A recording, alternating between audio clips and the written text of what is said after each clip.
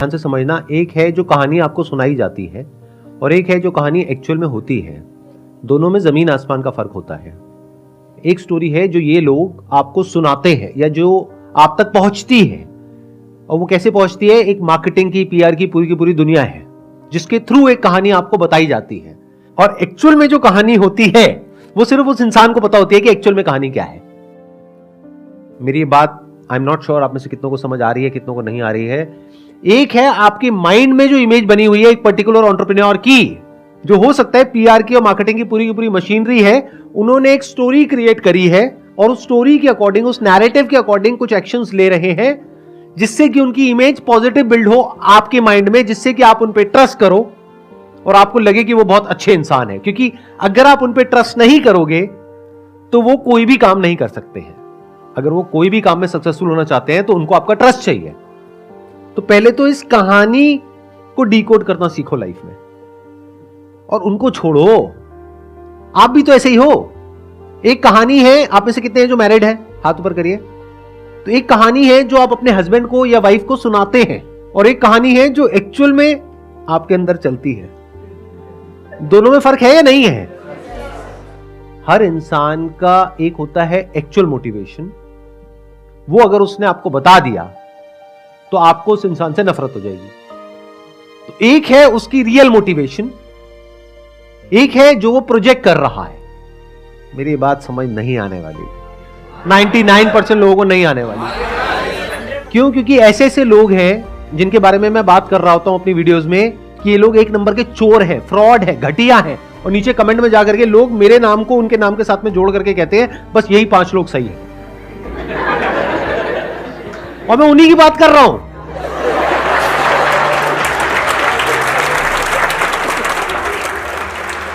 चलो आपको बड़े सिंपल तरीके से बोलता हूं, अगर अभी भी नहीं समझ पाए तो भगवान ही आपका मालिक है। मैं उन लोगों के नाम नहीं ले सकता क्योंकि बहुत बड़ी कंट्रोवर्सी हो जाएगी। बट द पॉइंट इज, ऐसे लोग जो आपके माइंड में आते हैं, 5-10 लोग जो आप कहते हो अरे ये बहुत बढ़िया है, ये बहुत बढ़िया है, ये बहुत बढ़िया है, ये बहुत बढ़िया है, there is a strong possibility उसमें से 99% बहुत ही घटिया लोग हैं अंदर से। अगर उनके एक्शंस को देखोगे, उनके वर्ड्स को नहीं देखोगे तो आपको समझ आना चाहिए एक इंसान किस तरीके से एक्ट कर रहा है, यानी उसके एक्शंस को डिकोड करना पड़ेगा और जो वो बोल रहा है उसमें देखना पड़ेगा कि क्या कॉन्ट्रडिक्शन है। तब आपको समझ आएगा कि कौन असली है, कौन नकली है। आपके लेवल पे जो 4-5 लोग हैं जो समाज पे कंट्रीब्यूशन कर रहे हैं, तो उनकी कंट्रीब्यूशन को देख के ही पता चल जाता है ना कि क्या वो लोगों के समझ के लिए भला कर रहा है कि क्या कर रहे हैं। नहीं पता लगता है। क्यों? मैं बता देता हूं। 3 तरह के लोग हैं, आराम से फिट कर लेना इन 3 कैटेगरीज में लोगों को। एक वो है जो अंदर से भी करप्ट है, बाहर से भी करप्ट है, पता है ये आदमी तो चोर है। दूसरे हैं जिनके जो काम है वो बहुत ही घटिया है, लेकिन बाहर से इमेज ऐसी है कि वो बहुत अच्छे इंसान है, यानी उनकी बातें बहुत अच्छी है, बहुत पॉलिश्ड है, बहुत साफ सुथरी है, बहुत लॉजिकल है। आप सुनोगे आप मंत्र मुग्ध हो जाओगे सुन करके। आपके हाथ ये जो 2 अलग अलग हैं वो आकर के ऐसे जुड़ जाएंगे और आप ऐसे सर झुका लोगे। तो वो वाह क्या बात है। यानी उनकी बातें बहुत कमाल है। आप उनकी बातों में ऐसा खो जाओगे कि और कुछ आपको समझ ही नहीं आएगा। आपका मन करेगा बस बैठ करके उनकी बातें सुनते रहो। आपके दिल में ऐसी रिस्पेक्ट होगी उस इंसान के लिए जिसकी कोई हद नहीं है। उस इंसान के लिए आप लड़ने मरने कटने को तैयार हो जाओगे। अगर मैंने उसका नाम ले दिया तो आप बौखला जाओगे, ये क्या बोल रहे हो सर, ये किसके बारे में आपने क्या बोल दिया। ये दूसरी कैटेगरी के इंसान में फर्क समझ आ रहा है। बाहर से बहुत ही इंटेलेक्चुअल, लॉजिकल, प्रैक्टिकल, लेकिन जब उनके एक्शंस देखोगे तो वहां पे आपको सिर्फ ग्रीड नजर आएगी, सेल्फिशनेस नजर आएगी। ये दूसरी कैटेगरी हो गई। तीसरी कैटेगरी, वो लोग कैसे होते हैं कि अंदर से करप्ट है, ग्रीडी है, सेल्फिश है, यानी उनको एक्चुअल में नहीं पड़ी है आपकी कि आप जियो मरो कुछ भी करो। बाहर से अपनी एक ऐसी इमेज बना दी कि मैं बहुत अच्छा इंसान हूं, फिर उस इमेज को एनकैश किया। और अगर आज उनके पास में 10 करोड़ है तो अगले 3 साल में उनके पास में 100 करोड़ आ गया, 1000 करोड़ आ गया, और उस 1000 करोड़ में से 10 करोड़ या 20 करोड़ वापस से रोटेट कर दिया आप ही लोगों में और अपनी इमेज को और स्ट्रांग कर दिया। कुछ बहुत बड़े लेवल पे गड़बड़ कर रहे हैं, लेकिन कुछ छोटे लेवल पे अच्छा काम कर रहे हैं, उस अच्छे काम को हाईलाइट कर रहे हैं, जो गड़बड़ है उसको छुपा रहे हैं और दुनिया की नजर में बहुत अच्छे इंसान हैं। दुनिया उनके लिए लड़ने को, मरने को, कटने को तैयार है। चौथी एक कैटेगरी है जहां पर रेयरेस्ट ऑफ रेयर कुछ लोग होते हैं।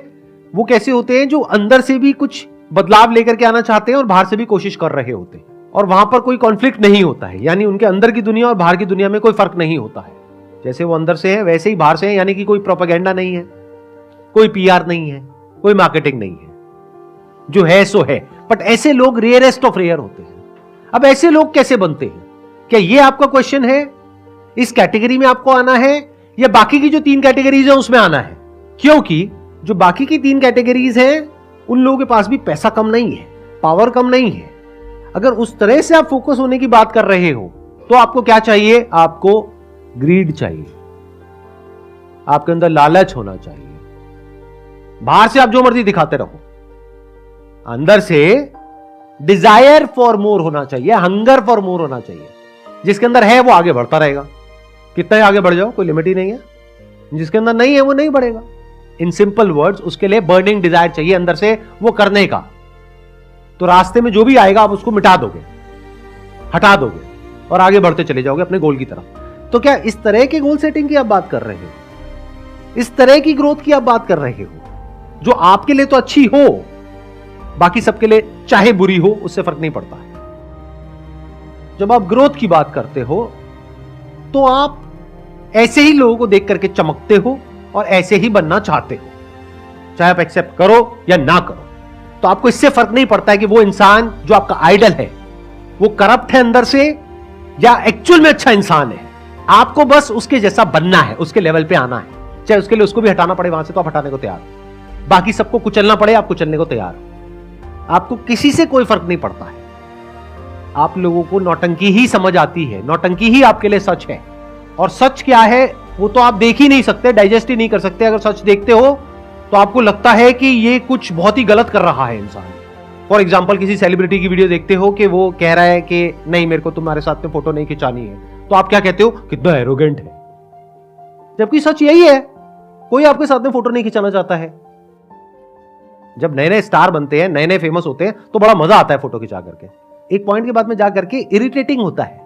अब ये कोई नहीं बोलेगा, आप बोल देते हो, लेकिन मैं तो बोलूंगा। मेरे को आपके बाप का कर्जा थोड़ी देना है। मुझे आपसे कुछ चाहिए थोड़ी है। मैं तो बहुत केसेस में मना ही कर देता हूं।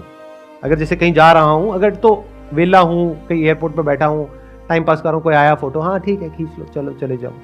और बहुत बार तो क्या होता है, लोग पहले अपने बच्चे को छोड़ते हैं, खुद नहीं आते हैं, क्योंकि पता है मैं बच्चे को तो मना कर नहीं सकता। तो छोटा सा बच्चा आता है, sir I am your biggest fan. मैं क्या, मेरा नाम बताइयो। नाम तो नहीं बताया मम्मी पापा ने, बस इतना ही बोलने को कहा था। चल बेटा क्या चाहिए? फोटो खींचनी है। ठीक है आजा खींच ले। उधर से पापा मम्मी झांक रहे होते हैं, आपको भी खींचनी? हाँ हाँ चलो खींचो जाओ। बट अगर ऐसा एक्चुअल लाइफ में आप होते हुए देख लोगे, ये जो लोग एक्सपोज करते हैं लोगों को, मैं तो खुद अपने आप को एक्सपोज कर रहा हूं इस वक्त। क्या मुझे बहुत अच्छा लगता है आप लोगों के साथ में फोटो खिंचा करके? अरे नहीं, बिल्कुल नहीं लगता है। यहाँ पे हर सेशन में आकर के लोग ये समझते हैं, सोचो मेरे हफ्ते में 2 सेशंस होते हैं, हर सेशन में 200 लोग आते हैं, तो वो किस एक्सपेक्टेशन में आते हैं कि मैं आऊंगा और एक एक के साथ में सेल्फी खिंचाऊंगा। ये आपकी एक्सपेक्टेशन है। क्या ये मेरे टाइम का सही यूटिलाइजेशन है? क्या मैं यहाँ पे बैठ करके 2 घंटे तक या 4 घंटे तक आप लोगों के साथ में एक एक करके फोटो खिंचाऊं, या अपना कोई और ढंग का काम करूं? चाहे वो इस सेशन से रिलेटेड हो, चाहे मेरे बिजनेस से रिलेटेड हो, चाहे मेरी पर्सनल ग्रोथ से रिलेटेड हो, कुछ भी हो वो करूं, बजाय आपकी ईगो को सेटिस्फाई करने के। क्योंकि आप भी फोटो मेरे लिए नहीं खिंचा रहे हो, इस सच को देख लो।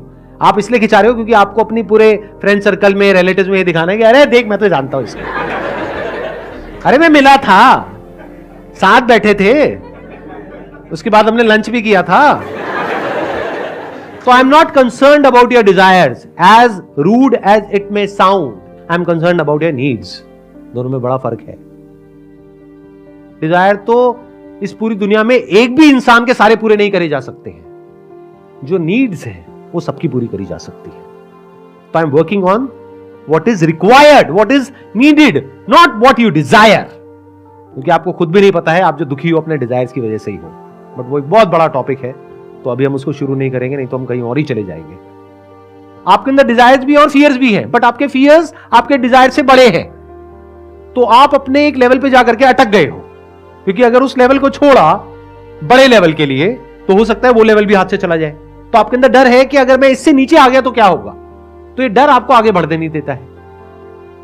मतलब जिसके अंदर फियर डिजायर से बहुत ज्यादा है वो लाइफ में आगे नहीं बढ़ पाएगा, एक लेवल पे आकर के रुक जाएगा। 99% लोग ऐसे ही हैं, बट कुछ लोग ऐसे होते हैं जिनके अंदर डिजायर फियर से बड़ा होता है। They are not afraid to fail, तो they are craving deep within for success, but they are not scared of failure, because they know कि सक्सेस तक पहुंचने के लिए फेलियर से होकर के ही निकलना पड़ेगा। बट ये सारी जो साइकिल है that is all driven by greed, जिसको आप डिजायर बोलते हो, या फियर। ये दो तरीके हैं जिस तरीके से पूरी दुनिया जीती है। तीसरा भी एक तरीका है जीने का, that is driven by love. And what is love? To love means to unite with the whole universe, that is the essence of love. Love की शुरुआत होती है जब आपके अंदर ये डिजायर उठता है कि मुझे खुद को जानना है। जब तक इस दुनिया को जानने की भूख है तब तक you are driven by desire and fear, because इस यूनिवर्स का नेचर ही ऐसा है, या तो ये आपके अंदर लालच पैदा करेगा या फियर्स पैदा करेगा। बट अगर किसी के अंदर ये डिजायर आ गया, चाहे मेरे सेशन देख करके, चाहे यहां से, चाहे वहां से, कहीं से भी, कैसे भी, ये जो लिखा हुआ है डिस्कवर योरसेल्फ, कहीं से डिजायर आ गया, ये पनप गया अंदर, who am I, self inquiry, self understanding. तो if you can see that we are all interconnected, interdependent, we are all one whole block, then you are driven by love. And when you are acting out of love, not out of fear or desire, which is self-centric. Desire का और fear का basic nature ही यही है, basic structure ही है, it's always self-centric. उसको सिर्फ खुद की पड़ी है, जैसे इंसान को सिर्फ खुद की पड़ी है। एक जंगल है, वहां पर मान लो करोड़ों जानवर हैं, उस पूरे जंगल को 1 मिनट में हम लोग मिटा देंगे अपने फायदे के लिए। तो इस डिजायर की वजह से और फियर की वजह से हम किसी भी हद तक जा सकते हैं, कुछ भी कर सकते हैं। But once you are acting out of love, तो you are free even from this identity of being a human, then you are just a being, and that is a very different way to live.